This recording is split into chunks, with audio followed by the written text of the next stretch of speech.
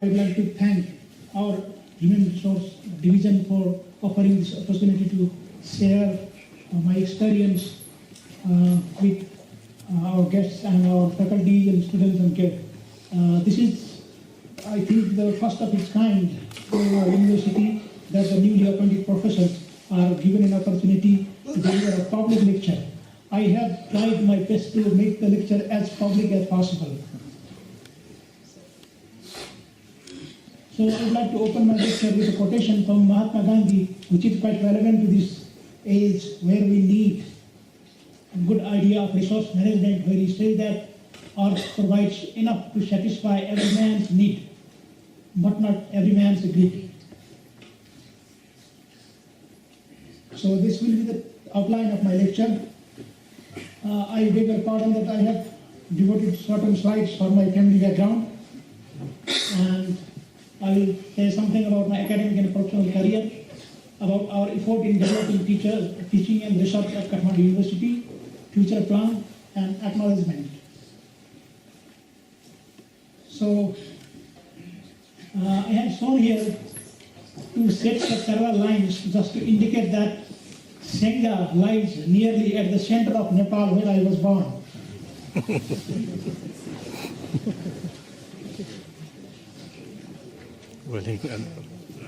This is a small town, Wali, as a municipality now, close village development committee. While I was young at the time, now it is a municipality, and my home, my village, like in a very panoramic place from where we can see series of mountains, and I have seen such peaks while I go to school every day. So born in 1971, May 18, as the youngest son of Nandalal Subedi and Sita Subedi, I received an exceptional care and love from my parents and also from two elder brothers and sisters. I always get energy when I remember the glimpses of my golden childhood. I take this opportunity to express my deep gratitude to my family members and my respected teachers. My father, my mother, and the house where I was born was in Sengha, and I must express that I am very grateful to this garden, which fulfilled our financial needs during my study. My family, and my son, daughter, and wife. So I come to my academic career. I passed SLC in 1987 from Punani Bhavani Secondary School, and I came to Kathmandu in 1988 for my study intermediate science at Amrit Science College. It is very interesting to say that it was the first time I saw people talking in telephone when I come to Kathmandu. And then I went to Sharma College for my PhD. Then I completed my master's in physics with a specialization in plasma physics. And I joined Kathmandu University after completing my MSc before going for my PhD to Masaryk University in Czech Republic. So when I came to Kathmandu University in 1996, first time, I was much attracted by its sound academic environment and excellent physical facilities, which were of the first of its kind in the country. In the past 17 years, it must be 17, I must correct it, I have found that it is ever growing in appreciable way. I feel proud to be a part of the system which has been serving the nation by producing human resources in technical fields with qualities of international standard. And I also take this opportunity to salute our founders of Kathmandu University for their huge contribution to our nation. My professional experience, I had taught about 1 year in Class 2 in Lalitpur, in Ganodaya IL Secondary School, and then I joined Kathmandu University as a lecturer in 1997. And after 2 years, I went for my PhD, study in Czech Republic. After completing my PhD, I again joined my service. I was in study leave, and after completing the study, I came back to university and continued my service as an assistant professor. And in 2007, I became associate professor as well as the head of the Department of Natural Sciences. And in 2013, recently, just 1.5 months before, I was appointed the associate dean of School of Science. Well, here I take this opportunity to express my gratitude to my Guru Balkrishna Sharma, who guided me throughout my school days. Oh. He's not moving forward. I do not mean to display it for longer time, but it is not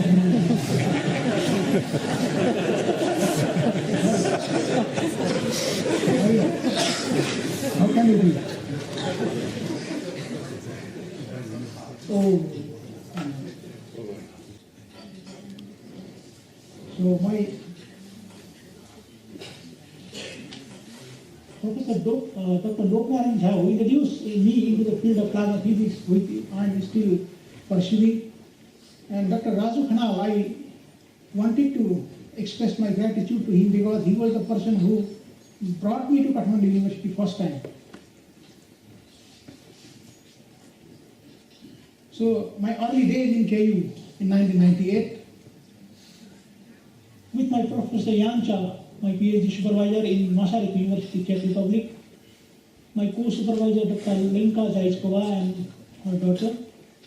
So I come back after finishing my PhD. I returned to Kathmandu University, and at that time Professor Pushparaj Adhikari was the Dean of School of Science, and I made a 7-year plan and submitted to the Dean that I want to do this research work, and this was my plan starting from 2003 to 2010. I need a small fund, the seed money. Later on I will try to generate myself, but I need some basic facility to conduct my research and submitted this plan. And fortunately, my plan was accepted, and we started this establishment of plasma physics laboratory in Nepal, which is now attracting students from other institutions also.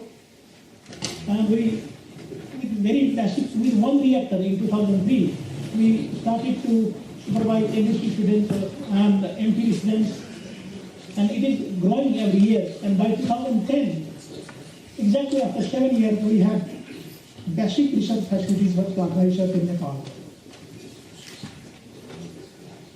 So this is what we have been able to develop in the past 7 years.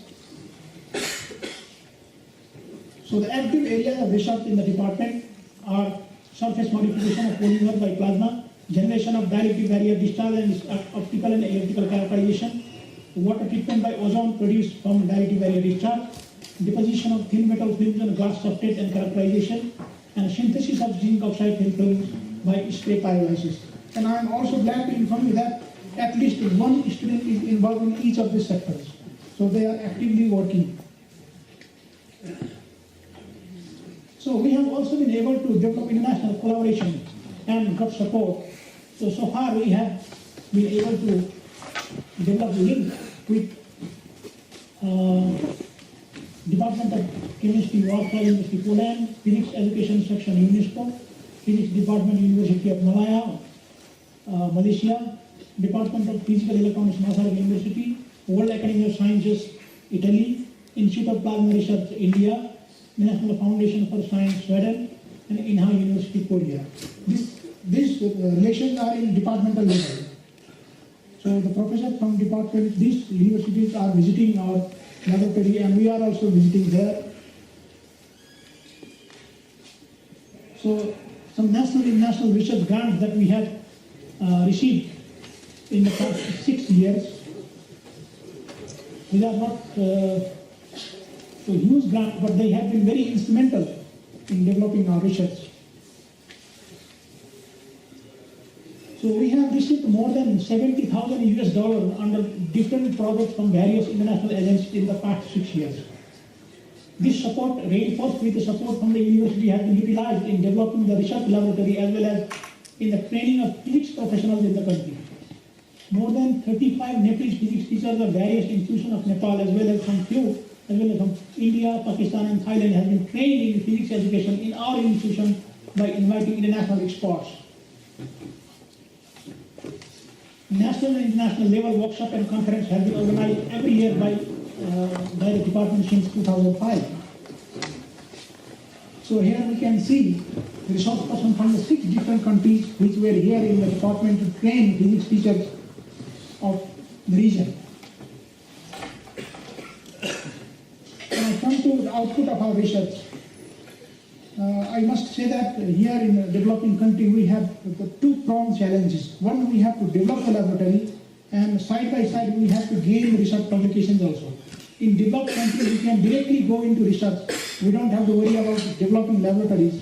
But here we have to simultaneously working for the development of laboratory as well as gaining publications. And I'm very glad to inform that we have been able to produce publications in peer-reviewed journals every year. Sometimes it is increasing, sometimes it is decreasing. It depends on number of events taking place in that year also. So some of our publications in the national journals. We have also been invited to contribute some chapters in books. Recently in 2013, I was invited to write invited chapter on a book on nanotechnology, and it's published in 2013.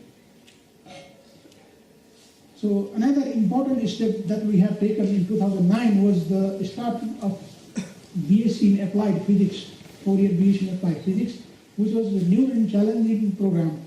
And the first batch of the program is graduating this year.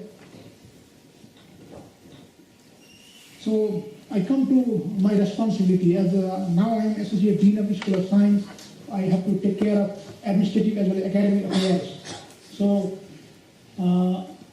my future plan, so academic and administrative, as well as academic, as far as academic plan is concerned, we are to continue our existing research activities as well as starting some new master's program in applied sciences like plasma physics and material science, and increase the number of PhD and master's students in these areas.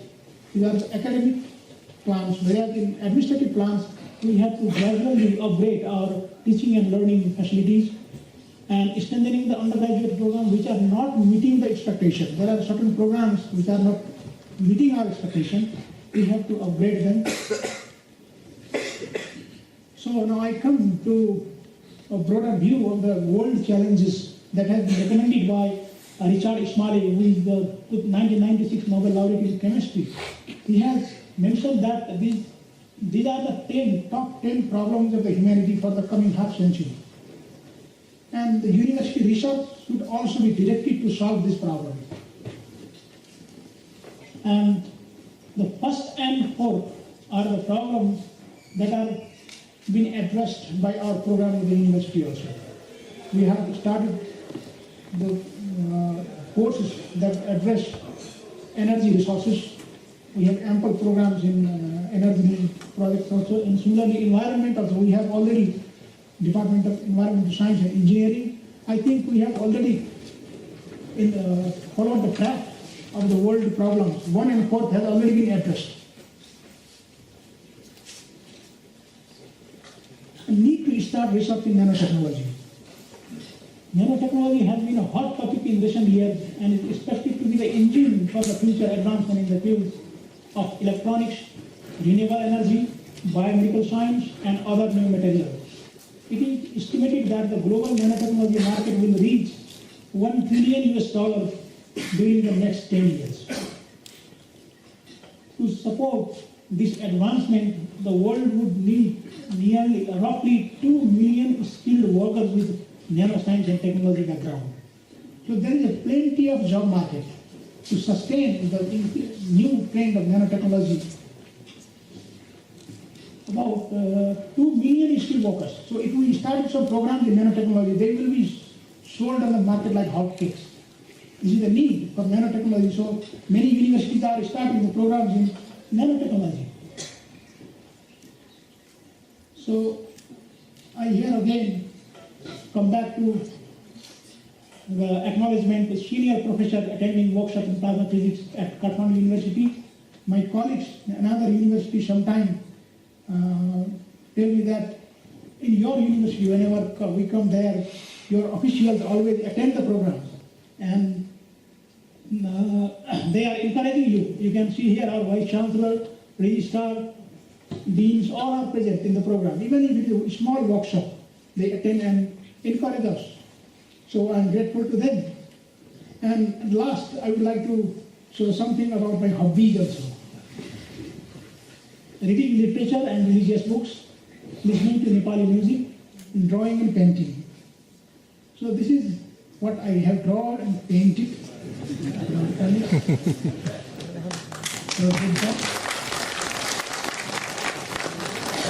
Thank you very much.